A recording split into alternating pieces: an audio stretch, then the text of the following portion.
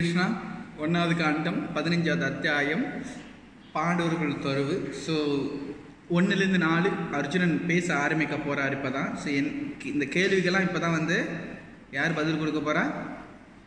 அர்ஜுனன் பதில் கொடுக்குறார். ஸோ சுதவாச்ச ஏவம் கிருஷ்ணா சகா கிருஷ்ணோ பாரத ரஜனம் வில்கல்பிதா நானா சங்கஸ்பதம் ரூபம் கிருஷ்ண வலேஷ கிருஷிதா.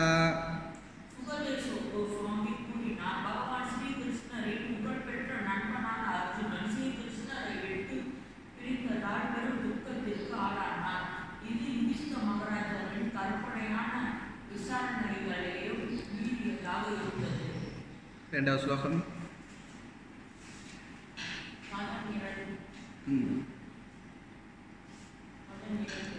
துக்கத்தினால் அர்ஜுனன் வாயும் தாமரை போன்ற இதயமும் உடைந்து விட்டன. இதனால் அவரது உடல் ஒல்லியாய் இறந்தது. இப்பொழுது பரம புருஷரை நினைவு கொண்ட அவரால் பதிலாக ஒரு சொல்லை கூட சரியாக உச்சரிக்க இயலவில்லை.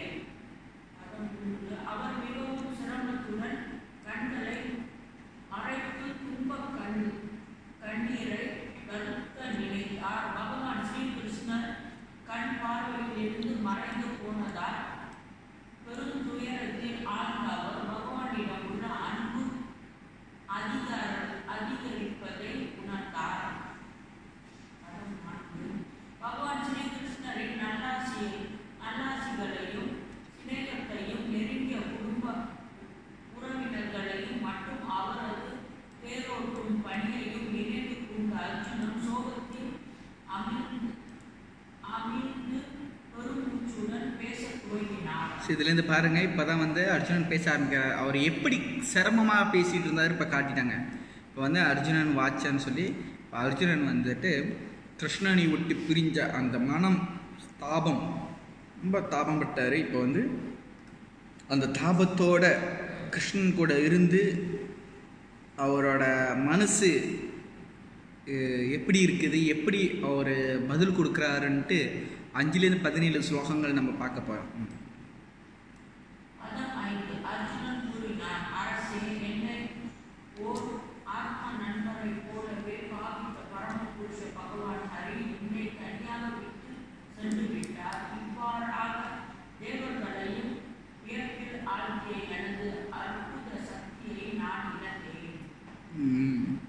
என்னை விட்டுட்டு கிருஷ்ணா போயிட்டார் சொல்லிட்டார். கிருஷ்ணா என்னை விட்டு போயிட்டார். கிருஷ்ணா விட்டுட்டு போனனால அவருக்கு என்ன நடந்துச்சு? அவருக்கு எல்லாம் சக்தி போயிடுச்சு. அடுத்தது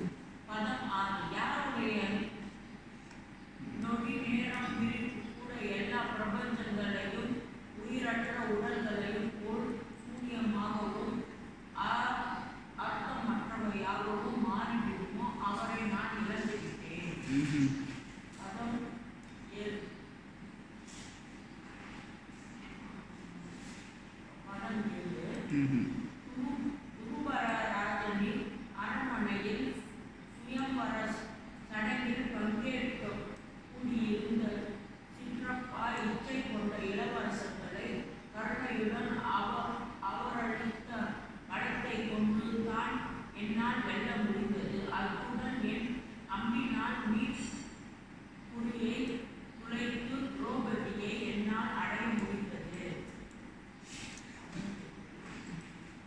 இப்போ என்ன கதைனா, இந்த இது கிருஷ்ணாவோட கருணைனால தான் இவ்வளையும் அவரால் சாதிக்க முடிஞ்சிச்சுன்னு சொல்லிக்கிட்டே வருவார் 17 வரைக்கும்.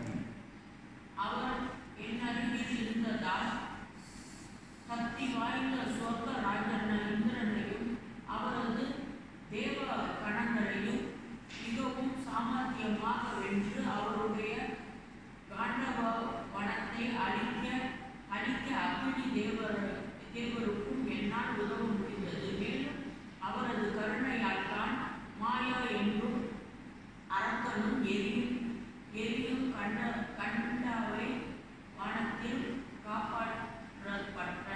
காப்பாற்றப்பட்டது. ராஜா யாகத்தின் போது அற்புதமான சிற்ப வேலைப்பாடுகளை கொண்ட என் ரதத்தின் எல்லா ராஜகுமாரர்களும் கூடி உங்களை காட்டினார்களே, அந்த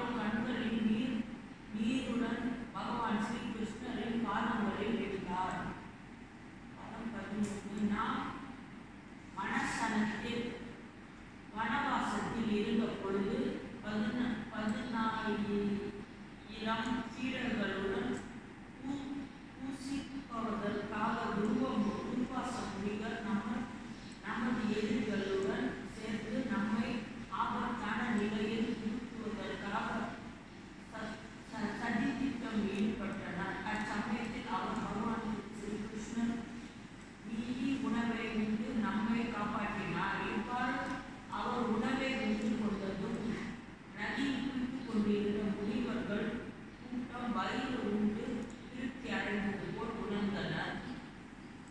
உலகங்களும் திருப்தி அடைந்தன.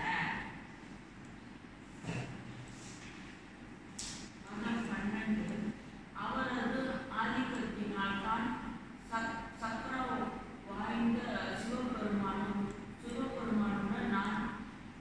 நான் புரிந்த போரில் அவரை இமயமலையின் மகனாக அவரது மனைவியையும் என்னால் திருப்திப்படுத்த முடிந்தது. இவ்வாறு என்னிடம் திருப்தி அடைந்த அவர் சிவபெருமான் அவரது சொந்த ஆயுதத்தையே எனக்கு பரிசாக அளித்தார். பிற தேவர்களுக்கும் கூட எவரால் ஆயுதங்களை எனக்கு அளித்தாரோ இந்த உடலுடனேயே சொர்க்க லோகங்களை என்னால் அடைய முடிந்ததுடன் பாதி உயர்ந்த ஆசனமும் எனக்கு அளிக்கப்பட்டது. 13 சொர்க்க லோகங்களில் சில நாட்கள் நான் விருந்தாளியாக தங்கியிருந்த பொழுது நவதாகவாசன் என்ற அசுரனை கொள்வதற்காக இந்திரன் உட்பட எல்லா தேவர்களும் வில்லை ஏந்தி எனது கரங்களில் தஞ்சம் புகுந்தனர். அரசு அஜமிட்ட குலத்தை தேற்றலால் யாருடைய தூண்டுதலால் நான் அவரது சக்தி வாய்ந்தவனாக இருந்தேனோ அந்த பரமபுருஷ பகவானை இப்பொழுது நான் இழந்துவிட்டேன்.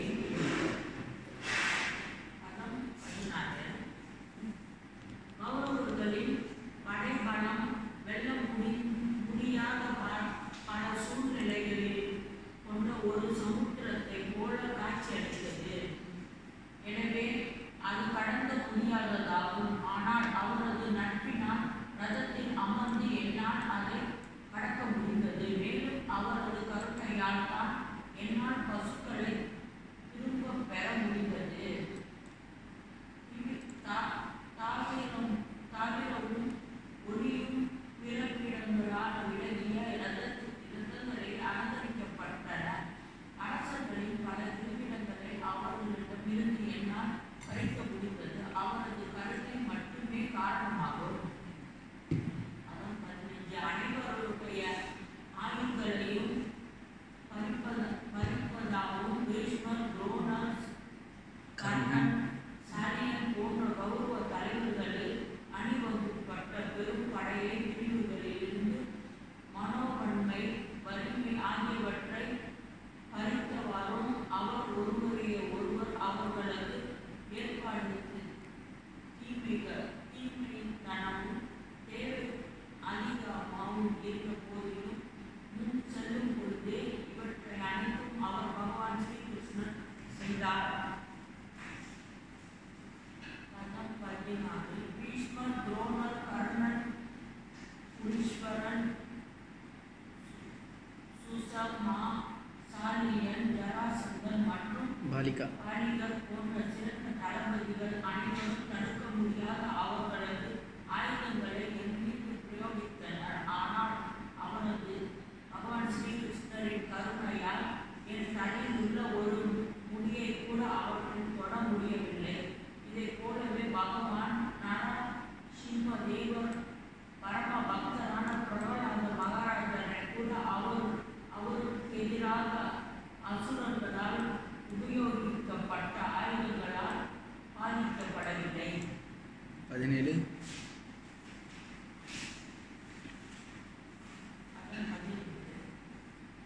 கலைப்படைந்த என் தேர்குதிரைகளுக்கு நீர் கொண்டு வருவதற்காக நான் தேரிலிருந்து கீழே இறங்கிய போது எதிரிகள் அலட்சியமாக இருந்து விட்டதற்கு அவருடைய கருணை மட்டுமே காரணம்.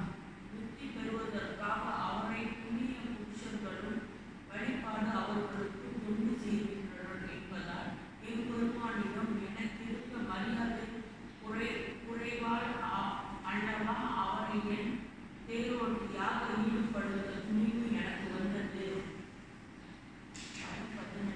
இப்போ வந்து பார்த்தீங்கன்னா 17 வரைக்கும் கிருஷ்ணர் அவங்கள அர்ஜுனன் வந்து கிருஷ்ணர் வந்து எப்படி அவர் கருணையை காட்டினார், என்னென்ன பண்ணார்னா அந்த அவர் பண்ணதெல்லாம் அவர் ஞாபகம் வச்சுட்டு இதனால் இது இவ்வளோ காரியமும் இவ்வளோ சாதனையும் கிருஷ்ணனால தான் நடந்துச்சு.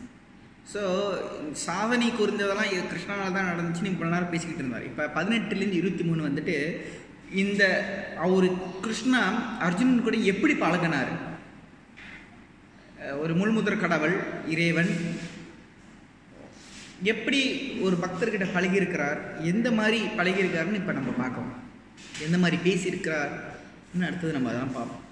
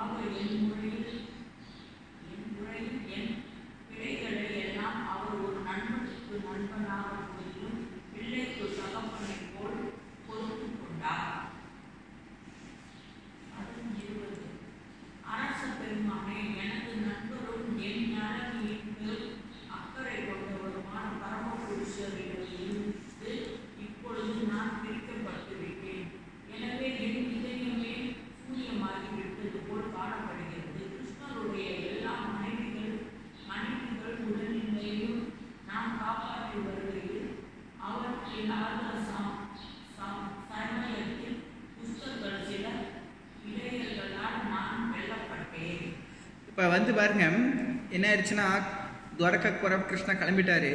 அந்த வேலையில் வந்து 16,000 மனைவிமார்கள்லாம் யார் காப்பாற்றிட்டு இருந்தாங்க, கிருஷ்ணா அர்ஜுனன் பாதுகாத்துட்டு இருந்தார். அந்த வேலையில் துஸ்தர்கள் வந்து தேடிட்டார், கட்டி கொண்டு போயிட்டாங்க. அது யாரும் இல்லை, அந்த துஸ்தர்களுக்கு சாட்சாத் கிருஷ்ணாவே அது கொண்டு போகிறதுக்கு லீலை செய்யறதுக்காக கொண்டு வந்திருக்காரு.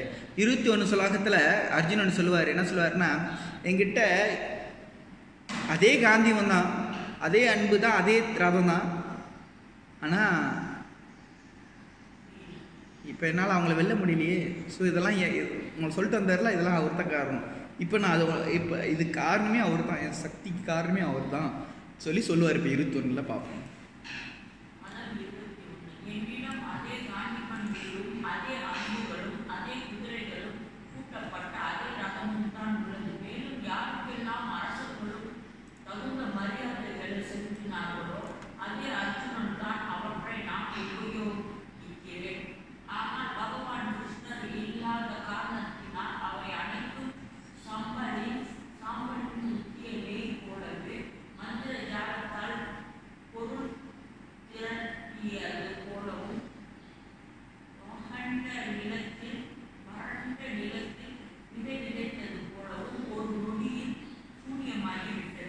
இப்போ எடுத்து சொல்கிறாரு, ஒரு உதாரணங்கள் கொடுக்குறாரு. வர்ண நிலையில் தானியங்களை போட்டு நினச்சா வருமா? வராது. அந்த மாதிரி ஆயிடுச்சு, ஒரு நொடியில் ஆயிடுச்சு. ஏன் இப்படி? கிருஷ்ணா தான் அது காரணம்.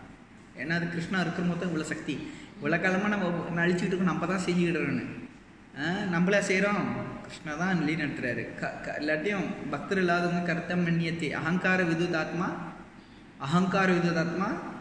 அதாவது முட்டாள் இது வந்துட்டு ஆத்மா வந்து அகங்கார விதுதாத்மா குணகர்மா, இந்த குணத்தோட குணங்களும் கர்மாவை தான் குணங்கள் தான் நடத்திக்கிட்டு இருக்கு. கிருத்தம் மன்னியத்தை இந்த 3 ஜடை தான் நடத்திக்கிட்டு இருக்கு.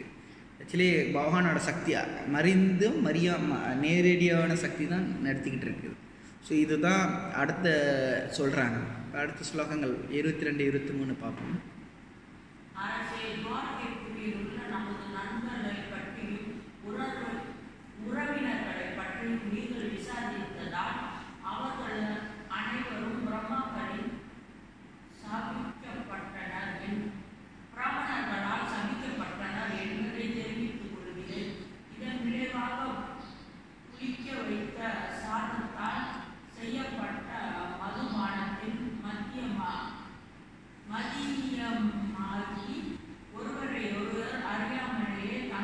அவர்களுக்கு இடையில் தடிகளால் அடித்துக் கொண்டு மாண்டு போயினர்.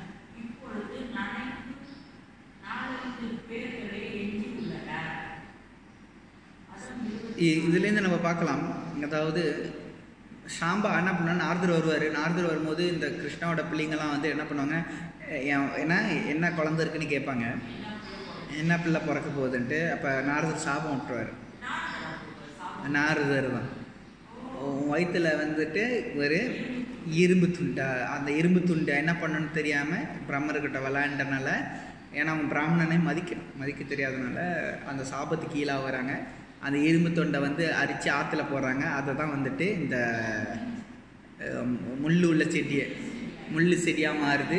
அப்போ அந்த இடத்துல வந்து இவங்கெல்லாம் வந்து தண்ணி குடிக்கிறாங்க. மது குடிக்கும் போது கோவத்தில் வந்து என்ன பேச தெரியாமல் அடிச்சு செத்து போகிறாங்க. அதில் ஒரு 4-5 பேர் மிச்சம் இருக்கிறாங்க. அவ்வளோதான். இன்ன வரைக்கும் அந்த சில அம்சங்கள் இருக்கணும், கிருஷ்ணாவோட அம்சம் இருக்கிறதுக்கு வாய்ப்பு இருக்குது. அது எனக்கு தெரியல, எனக்கு கிருஷ்ணாவோட கன்ஃபார்மாக இருக்குது. ஸோ அதில் 2-3 பேர் இருக்கிறாங்களே. ஸோ அது என்னாச்சுன்னு தெரியலையே. கிருஷ்ணாவோட பேர பையன் தானே கிருஷ்ணாவோட விக்கிரகங்கள் ஒன்று வைக்கிறாரு. பேர் மறந்துட்டேன், நல்ல இந்த நேரத்தில் வராது. ஸோ இந்த மாதிரி பார்த்தீங்கன்னா இங்கே தான் இறந்து போயிட்டாங்க. இப்போ ஒரேடியாக கதையை முடிச்சிட்டார். நீ கேட்டவங்களாம் வந்து அடிச்சுக்கிட்டு செத்து போயிட்டாங்க. அதில் ஒரு 4-5 பேர் மிச்சம் இருக்காங்க. அப்புறம் இப்போ வந்துட்டு அர்ஜுனன் வந்துட்டு நுணுக்கமாக கிருஷ்ணா கொடுத்த கட்டளையை வந்துட்டு என்னென்ன கட்டளை விட்டார், என்னென்ன அதிகாரம் பண்ணார்னு சொல்லி இதை நுணுக்கமாக பார்த்துட்டு ஆன்மீக ஞானத்தை ஆன்மீகத்தை அடையிறதுக்காக உள்ள பயணத்தை பார்ப்போம். 24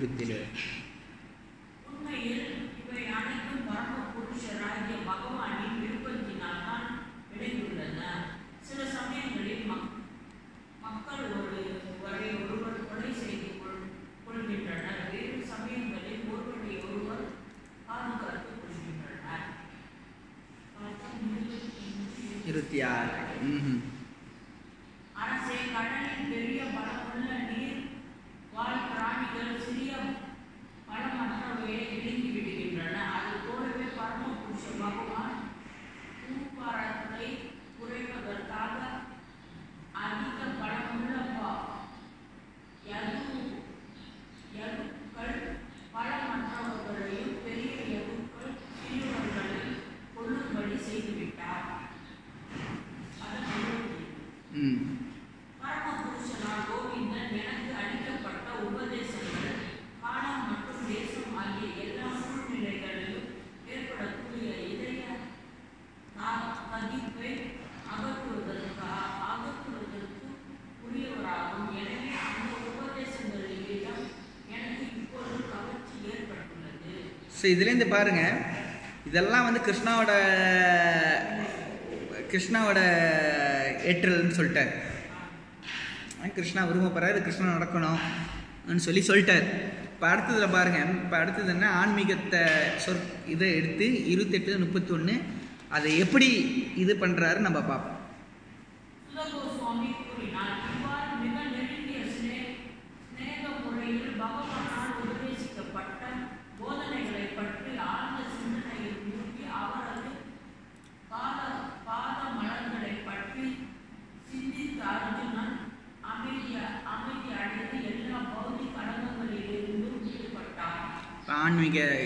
ஆன்மீக இது நிலையில் அடைஞ்சிட்டார். எக்ஸசி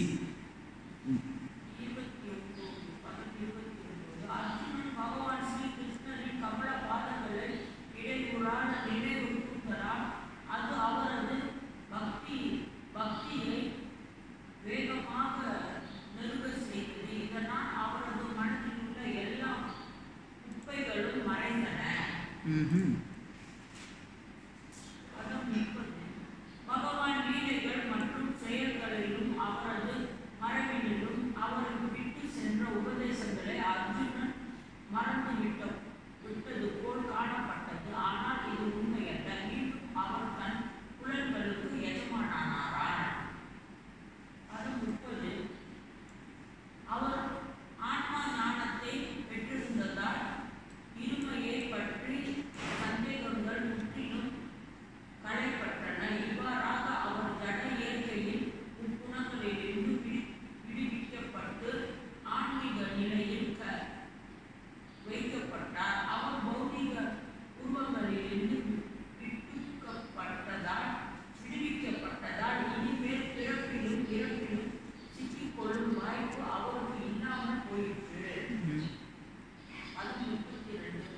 ஓகே மத்திஜி.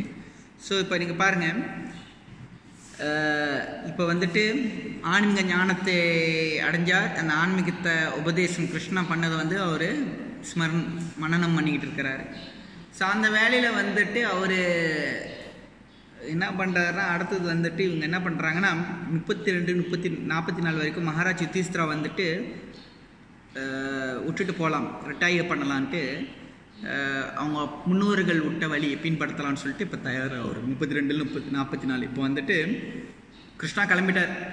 யார் கேட்ட கேள்விக்கு, யுதிஷ்டிர மகாராஜ் கேட்ட கேள்விக்கு எல்லாம் பதில் சொல்லிட்டு மாதிரி போயிட்டார். எனக்கு இதெல்லாம் ஞாபகம், இதெல்லாம் சொன்னார் கிருஷ்ணா, நம்ம இதை பின்படுத்தணும் எல்லாம் சொல்லிட்டு இப்போ வந்து அந்த நிலையில் இருக்கும்போது இப்போ வந்து யுதிஷ்டிர மகாராஜ் இப்போ பேச ஆரம்பிப்பார். இதெல்லாம் கேட்டுட்டு அடுத்தது யுதிஷ்டிர மகாராஜ் என்ன சொல்கிறார், வாங்க நம்ம திரவிதனம் எடுக்கலாம்னு சொல்லி பேச ஆரம்பிப்பார். நம்ம முன்னோர்கள் எப்படி இந்த பின்படுத்தணும் அதை பின்படுத்தணும்னு சொல்லி பேசுவார்.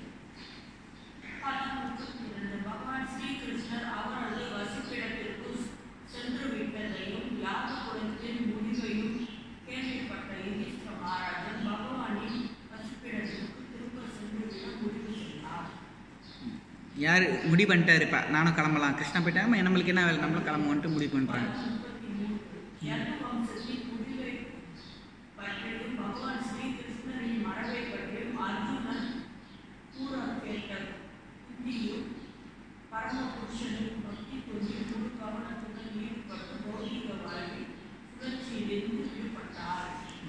குந்தி தேவியோட இது போயிட்டாங்க. இப்போ அடுத்தது வந்து 34 37 வரைக்கும் மகாராஜ் யுதிஷ்டிரா புரிந்துட்டார் இதை பற்றி. ஸோ இதை புரிஞ்சு என்ன செய்ய போகிறாரு நம்ம பார்ப்போம்.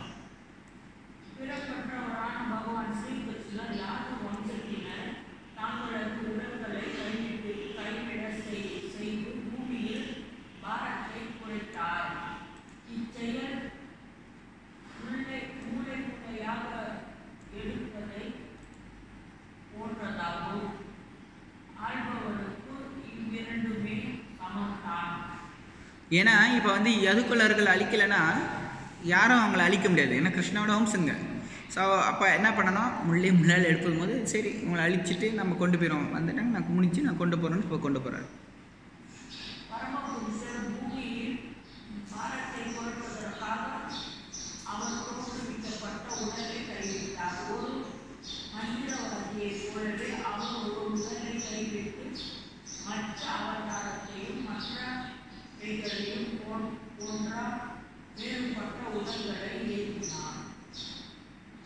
பதம் 36.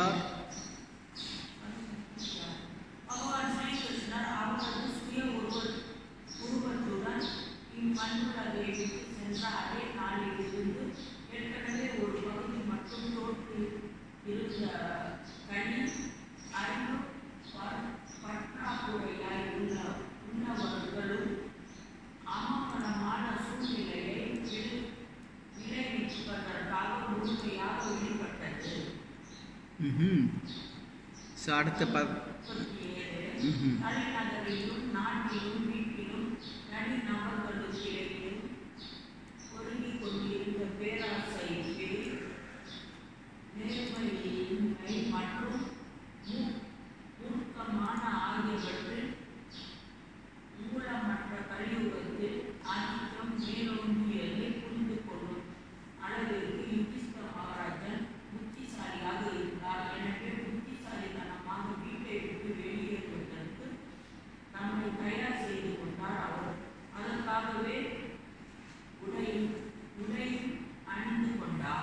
இதுலேருந்து பார்த்துங்க 36 37 கலி வரும்போதே கிருஷ்ணா அவரோட உடல்லே போயிட்டார்,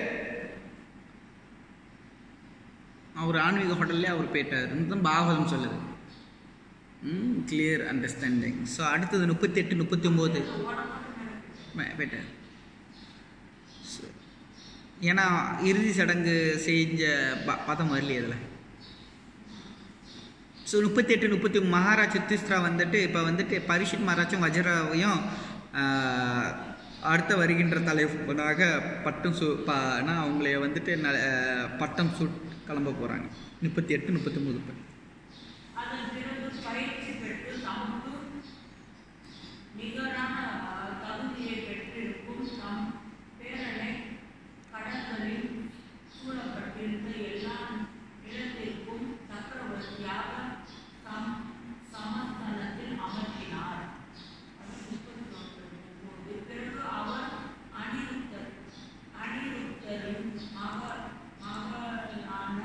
வஜ்ரா. கிருஷ்ணரின் பேரன் வஜ்ரனை புரசேன நாட்டின் அரசராக மதுராபுரியில் அமர்த்தினார். அதன் பிறகு யுதிஷ்ட மகாராஜன் ஒரு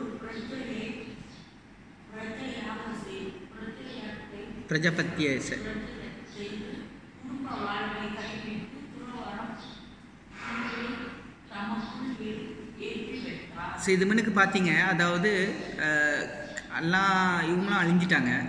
அதில் வந்து வஜ்ரா மட்டும்தான், அதில் சில பேரில் அதில் ஒருத்தர் வஜ்ரா வந்துட்டு மகன் இருக்கிறார். வஜ்ரா தான் வந்து கிருஷ்ணாவோட விக்கிரகத்தை ஸ்தாபனம் பண்ணார். பிருந்தாவன் ஒரு கிருஷ்ணாவை அவர் தான் ஸ்தாபனம் பண்ணார். ஸோ இந்த வஜ்ராவோட பரம்பரை இருக்கிறதுக்கு வாய்ப்பு இருக்குது. ஸோ 40-44 யுதிஷ்டிரா வந்துட்டு துறவி தனத்தை நம்ம பார்க்கலாம்.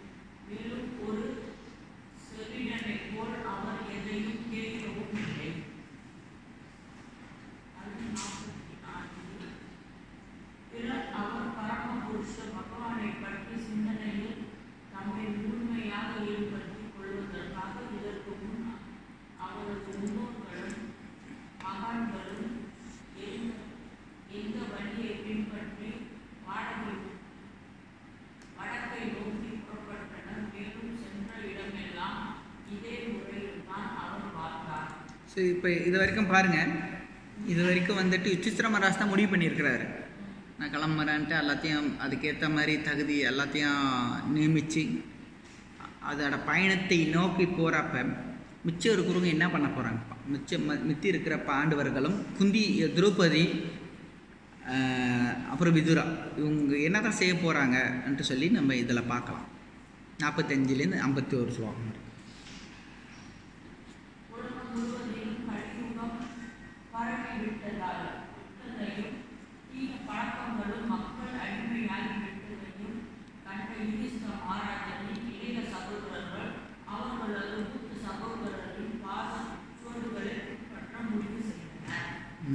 அவங்க அத்தனை பேரும் முடிவு பண்ணிட்டாங்க. இப்போ அவங்க முடிவு பண்ணிவிட்டு பின்பற்றுறாங்க. ஏன்னா களி ஆரம்பிச்சிருச்சு. ஸோ நம்ம இதில் இருக்கிறதுக்கு நம்மளுக்கு சரிப்பட்டு வராதுன்ட்டு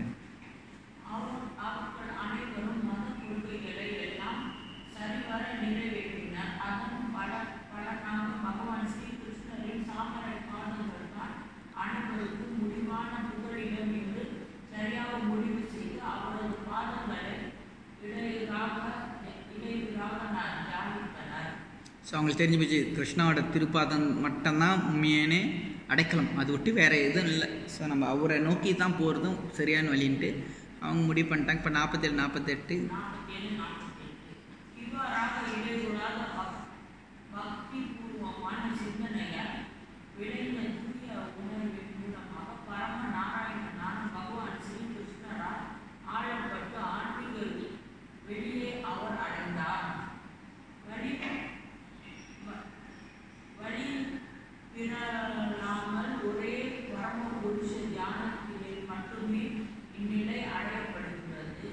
பூலோக பிருந்தாவனம் எனப்படும் பகவான் ஸ்ரீ கிருஷ்ணரின் இந்த வசிப்பிடத்தை பௌதிக வாழ்வில் ஆழ்ந்துள்ளவர்களால் அடைய முடியும். ஆனால் பௌதிக கடமைகளை எல்லாம் முழுமையாக உடைத்துவிட்ட மாணவர்கள் அதே உடலுடன் அந்த வசிப்பிடத்தை அடைந்தனர். இப்போ பாருங்க, அவங்க என்ன தெற்கா நாட்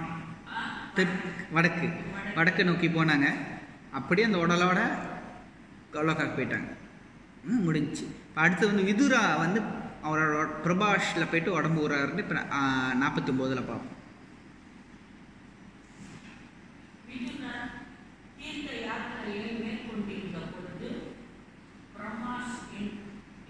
பிரபாஷா அவரது உடலை விட்டார். பகவான் ஸ்ரீ கிருஷ்ணரின் சிந்தனையில் ஆழ்ந்திருந்ததால் அவர் பித்ருலோகம் வாசிகளை வரவேற்கப்பட்டு அவரது மூலப்பதவிக்கு திரும்பினார். என்ன திருப்பி என்ன எங்கே போயிட்டாரு? யமதர்மன் ஆகிட்டார் திருப்பி. இப்போ அடுத்தது வந்து விதுரா அவரோட யமதர்மன் பதவி எடுத்துட்டார். இப்போ திரௌபதிக்கும் சுபத்ராவுக்கும் என்ன ஆயிடுச்சுன்னு அடுத்தது நம்ம பார்ப்போம்.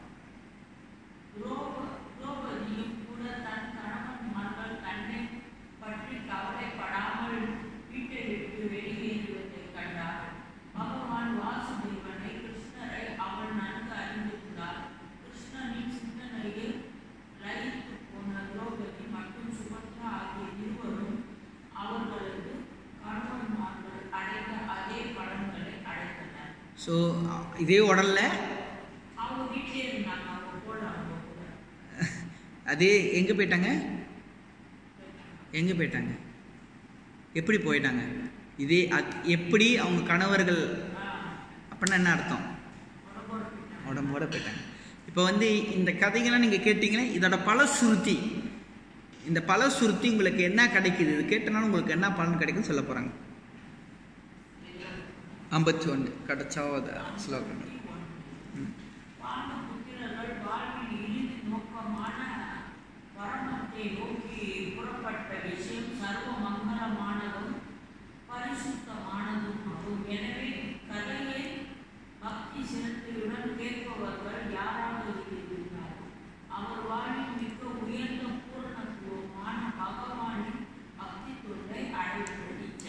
ஸோ உங்களுக்கெல்லாம் பக்தி நிச்சயம் நான் சொல்லலை, நிச்சயமா இந்த பாகவதம் சொல்லுது. ஸோ இதில் தான் உங்களுக்கு இவ்வளோ பலன் கிடைக்கும். அதனால இந்த பாகவதம் வந்து உங்களை மாற்றும். நீங்கள் நம்பிக்கையில் நீங்கள் நல்லா யோசிச்சிங்கன்னா இவ்வளோ காலமாக நீங்கள் அட்டென்ட் பண்ணிக்கிட்டு இருங்க இந்த பாகவதம், அதோட இதுக்கு முன்னே இருந்ததுக்கும் இப்போ இருந்ததுக்கும் கொஞ்சம் வித்தியாசம் நீங்கள் யோசித்து பார்த்தீங்கன்னா உங்களுக்கு அதை புரிய ஆரம்பிக்கும். வித்தியாசங்கள் இருக்குதா இல்லையான்ட்டு உங்களுக்குள்ளேயே அதை நீங்கள் ஆராய்ச்சி பண்ணிக்கலாம். முத்துவங்க வச்சு ஆராய்ச்சி பண்ணதில்லை, உங்களோட பக்தி உங்களுக்கு தான் தெரியும். ஸோ நீங்கள் எப்படி ஜபம் பண்ணியிருக்கீங்க, இதுக்கு எப்படி நீங்கள் ஆர்வம் கொடுக்குறீங்க. ஒரு உதாரணங்கள், இன்றைக்கி வந்து அத்தியாயம் வெள்ளரியாக முடிக்கலான்னு சொன்னேன். நீங்கள் சொன்னீங்க எனக்கு பிரச்சனை இல்லை, எவ்வளோ டைம் இருந்தாலும் பிரச்சனைன்னு வெள்ளரியாக சமைச்சிட்டு இதுவும் ஒரு சிம்டம், இதுவும் ஒரு உதாரணங்கள். அதாவது அந்த ஆர்வத்தை நீங்கள் போடுறீங்க பாருங்கள், இந்த கேட்டு முடிச்சிடுவோம் அப்படின்னா சொன்ன பாவத்தில் என்ன சொல்லுதுன்னு அந்த ஆர்வம். நான் 1வது கண்டம் தான், நான் 2வது கண்டம் போக மாட்டீங்களான்ட்டு அது கேள்வி கேட்டிங்களே, கேள்வி கேட்டிங்க 2வது அத்தியாயத்தை போக மாட்டோமா, 3வது போக மாட்டோமா. ஸோ இதில் என்னென்னா உங்களுக்கு இந்த பாகவத் மேலே உள்ள பற்று, இது ஏன் பலன் கிடைக்குன்னா இதனால தான். ஏன்னா அவங்கள பற்றி நீங்கள் கேட்க நம்ம தூய்மையாகிட்டே இருக்கும். ஸோ இதுதான் அந்த பலசுருத்தி, நம்ம பாகவதத்தோட பலசுருத்தி. அதனால தான் கேட்டுக்கிட்டே இருக்கணும். கேட்க தான் என்ன ஆகும், சுஸ்ருசிரத விஷயம் வாசுதேவ கதருச்சி சேவேன் மகாசேவை புண்ணிய திருத்தி நிச்சயம் நட்டம் தான் வாசுதேவ கதருச்சி கிடைக்கும். ஏன்னா நீங்கள் வந்து சேவை செய்கிறீங்க. என்ன சேவை செய்கிறீங்க, ஒரு பக்தருக்கு சேவை செஞ்சு கேட்குறீங்க. அவங்க கேட்கும் போது இந்த பலசுருத்தியும் உங்களுக்கு அடைய ஆரம்பிக்குது. ஸோ இதில் என்னாச்சும் கேள்விகள் இருக்கா?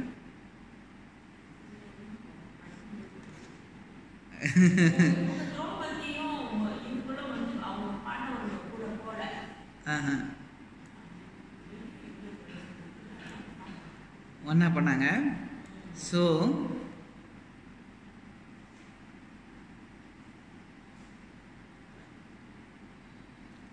ஓகே, நம்ம என்ன பண்ணோம், புறப்பாட்டு பொருளுரை படிப்போம். அதை பற்றி 50 படிங்க. 50.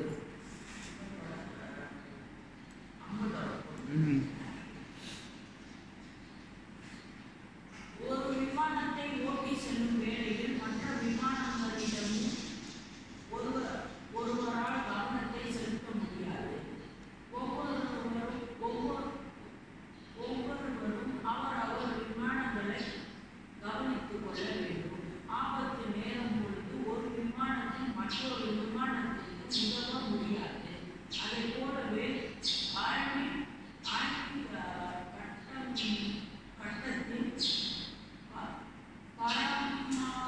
பதத்தை அடைய வேண்டிய சமயத்தில் பிறருடைய உதவி அல்லாமல் ஒவ்வொருவரும் தன்னை தானே கவனித்துக் கொள்ள வேண்டும். ஆனால் ஆகாயத்தில் பறப்பதற்கு முன் தரையில் இருக்கும் பொழுது உதவி அளிக்கப்படுகின்றன. அதை போலவே ஆன்மீக குரு, தந்தை, தாய், உறவினர்கள் மற்றும் கணவன் போன்றோர் ஒருவர் உயிர் வாழும் காலத்தில் அவருக்கு எல்லா உதவிகளையும் செய்ய முடியும். ஆனால் கடலை கடக்கும் பொழுது ஏற்கனவே பெற்ற உபதேசங்களை பயன்படுத்தி கொண்டு தன்னை தானே ஒருவர் காப்பாற்றிக் கொள்ள வேண்டும். திரௌபதிக்கு 5 கணவன்மார்கள் இருந்தனர். அவர்களில் ஒருவர் கூட அவளை வரும்படி அழைக்கவில்லை. தன் கணவன்மார்களுக்காக காத்திருக்காமல் திரௌபதி தன்னை தானே கவனித்துக் கொள்ள வேண்டியிருந்தது. மேலும் அவளுக்கு ஏற்கனவே பயிற்சி அளிக்கப்பட்டு இருந்ததால் பகவான் வாசுதேவர் பரமபுருஷ பகவான் ஸ்ரீகிருஷ்ணரின் தாமரை பாதங்களில் உடனே தன் மனதை நினைக்க செய்தார். அந்த மனைவிகளுக்கிடையே தாங்கள் கணவன்மார்கள் அடைந்த அதே பலனை அதே வகையில் பெற்றனர். சுபத்ராவின் பெயர் இன்னும் குறிப்பிடப்படவில்லை என்றாலும் திரௌபதியுடன் அவளும் அதே பலனை பெற்றாள் என்றும் அவர்களில் ஒருவரும் உடலை விடவில்லை என்றும் ஸ்ரீலா விஸ்வநாத சக்கரவர்த்தி தாக்கும் குறிப்பிட்டிருக்கிறார். பதில் கிடைச்சிருச்சா? சரி, அவங்களை கண்டிக்கவே இல்லை.